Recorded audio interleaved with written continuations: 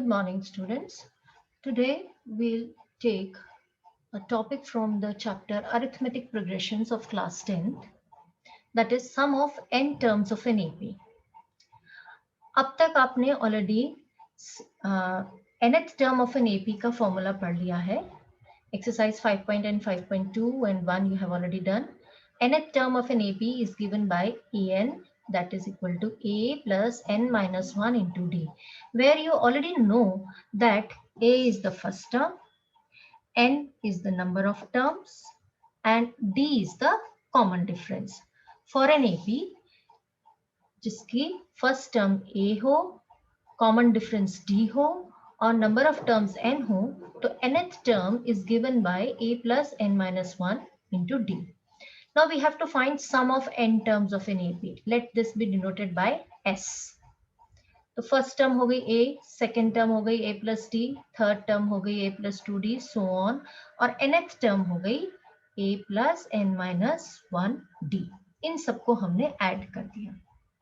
अब क्योंकि हमें फॉर्मूला डेवलप करना है यहाँ पे, तो इसी को हमने रिवर्स कर दिया. ऑर्डर रिवर्स किया है. जो लास्ट टर्म थी उसको फर्स्ट बार पहले लिखा और फिर हमने उस तरीके से डिक्रीजिंग ऑर्डर में लिखा है.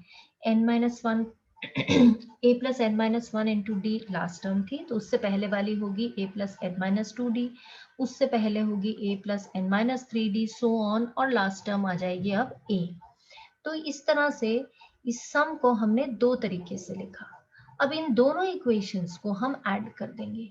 तो s plus s will give you 2s और कॉरस्पॉन्डिंग टर्म्स हम ऐड करेंगे. दोनों की फर्स्ट टर्म ऐड करी तो a plus a will give you 2a plus n minus 1 into d. इसी तरह a plus d and a plus n minus 2d ये ऐड होके आया 2a plus 1 plus n minus 2d. इसी तरीके से next 2d plus n minus 3d, so on, और ये लास्ट में.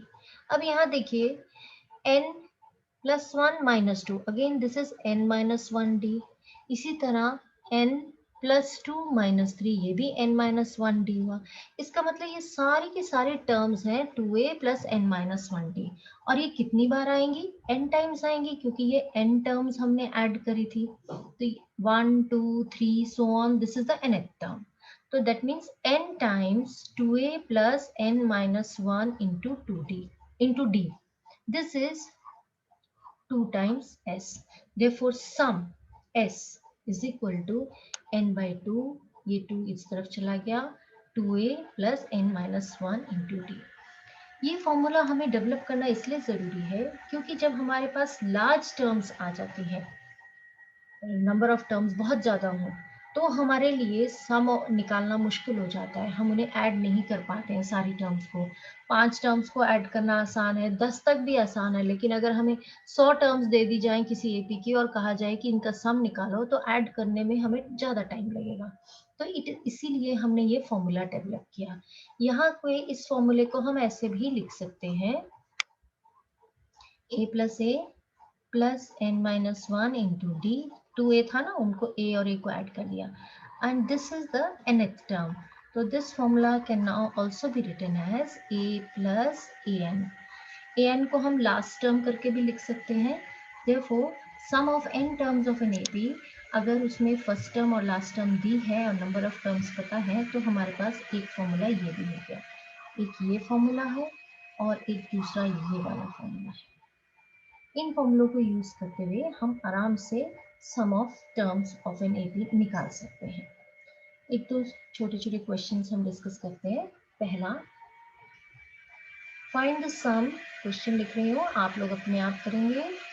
Find the sum of first 10 terms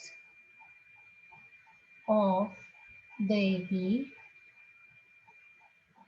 8, 3, -2, so on. Now AP है ये 8, 3, -2, तो A हो गया हमारा फर्स्ट टर्म हो गई 8. D क्या हो गया 3 - 8. सेकेंड टर्म में से फर्स्ट टर्म को माइनस किया, दैट्स गिव यू -5. और हमें निकालना कितनी टर्म्स का सम है, 10 टर्म्स का, यानी कि n चाहिए हमें 10। तो ये फॉर्मूले में देखिए हमारे पास n है, a फर्स्ट टर्म है और d कॉमन डिफरेंस है। तो what is the sum of 10 terms of this ap, it will be n/2। Formula आप लिखेंगे, उसी फॉर्मूले में मैं सब्स्टिट्यूट कर रही हूँ, पहले ये फॉर्मूला लिखेंगे, n यानी कि 10/2 इंटू 2 इंटू 8, a की जगह पे आ गया 8 प्लस n-1 यानी कि 10-1 इंटू d हो गया -5। So how what do you get, 5 16, 10/2 हो गया 5, 8 2 हो गया आपके पास 16 प्लस 10-1 है 9 और -5 यानी कि 9 5 45, यानी कि ये आ गया -45। तो now what do you get, the answer is 5 into 16 minus 45, what do you get? इसको कैलकुलेट करिए फटाफट।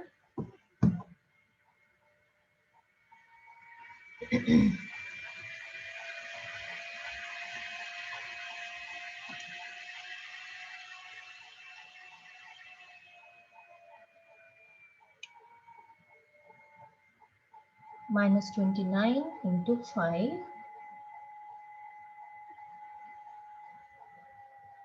and this gives you -145। एक क्वेश्चन और ले लेते हैं।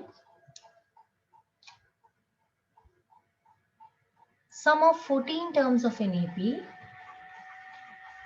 sum of 14 terms of an AP is 1050 and its first term is 10. Then find the 30th term, यानी कि आपको A30 निकालना है। तो what do we have? S14 is 1050, first term is 10, यानी कि A आपको 10 दिया है और A30 आपको फाइंड आउट करना है। Now how will you proceed? You already know the formula. Sn is, S लिख लीजिए या Sn लिख लीजिए, दोनों एक ही बात है, 2a plus n-1 into D. Sn की जगह आ गया आपके पास 1050, n/2 मीन्स 14/2, क्योंकि आपके पास ये देखिए सम ऑफ 14 टर्म्स, तो n इज इक्वल टू 14 ये भी लिखना है हमें यहाँ। 2 इंटू ए यानी कि 2 इंटू 10 प्लस n-1 यानी कि 14-1 इंटू डी हमें नहीं पता है यहाँ पे। This gives you 14/2 is 7, 20 plus 14-1 यानी कि 13d। This is 140 plus 91d। अब जब आपने ये निकाल लिया तो इससे आप पहले d निकालेंगे, यानी कि 1050 माइनस 140, ये 140 लेफ्ट हैंड साइड चला जाएगा, it will give you 910 and this is equal to 91d। This implies d is equal to 10. Now you can easily find A30, which is A plus you already know 29d, n-1 होता है, ये आपके पास है 10 plus 29 into D is 10।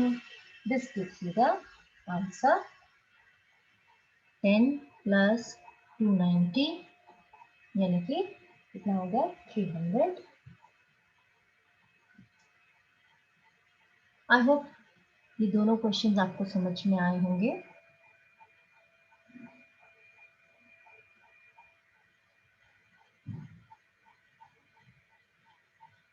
Based on this question, I am giving you some homework. These are 3 small questions. Find the sum of first 10 multiples of 5. पहला हो गया 5, फिर 10, so on. ठीक है, लास्ट मल्टीपल लिखने की जरूरत नहीं है, अब आपको पता है a हो गया 5, नंबर ऑफ टर्म्स यानी कि 10, और कॉमन डिफरेंस क्योंकि 5 का मल्टीपल है तो 5 ही रहेगा। तो अब आप एस एन के फॉर्मूले में सब्सटीट्यूट कर सकते हैं। ए भी पता है, एन भी पता है, डी भी पता है। सेकेंड क्वेश्चन में how many terms of the AP यानी कि एन पहले निकालेंगे आप। एपी दिया है 9, 17, 25 और उनका सम आना चाहिए 636। तो यहाँ पे ए पता है 9, डी आप निकाल लेंगे 17 माइनस 9 और सम यानी कि एस एन आपको पता है and you have to just find N. Here you will get a quadratic equation जिससे आप सॉल्व करेंगे। In third part, find the sum of 10 terms of the AP whose nth term is given by 3 plus 4n. AP direct नहीं दी हुई है तो आपको पहले n को 1 रखना है, a1 निकालेंगे, 2 रख के a2 निकालेंगे, 3 रख के a3 निकालेंगे, उसके बाद कॉमन डिफरेंस d निकालेंगे a2 माइनस a1 और फिर आप ये सारी वैल्यूज सब्सटीट्यूट करेंगे SN वाले फॉर्मूले में। I hope ये concepts आपको समझ में आए होंगे. Still, if you have any difficulty, then you can ask me. Thank you.